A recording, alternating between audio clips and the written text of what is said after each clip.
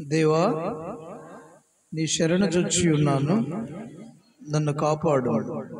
ప్రభువే, నీవే ప్రభుడవు, నీకంటే నాకు క్షేమాధారమేదియు లేదని యెహోవాతో నేను మనవి చేయదును.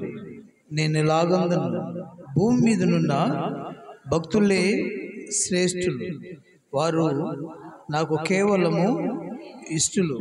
యెహోవాను విడిచి వేరొకని అనుసరించు వారికి శ్రమలు విస్తరించును. వారు అర్పించు రక్తపానీయ అర్పణలు నేను అర్పింపను, వారి పేర్లు నా పెదవులెత్తను. యెహోవా నా స్వాస్థ్య భాగము, నా పానీయ భాగం, నీవే నా భాగమును కాపాడుచున్నావు. మనోహర స్థలములలో నాకు పాలు ప్రాప్తించింది, శ్రేష్టమైన స్వాస్థ్యము నాకు కలిగిన. నాకు ఆలోచనకర్త అయిన యెహోవాను స్తుతించేది.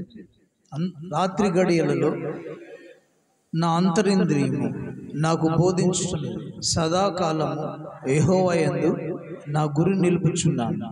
ఆయన నా కుడి పార్శ్వమున ఉన్నాడు గనుక నేను కదల్చబడను.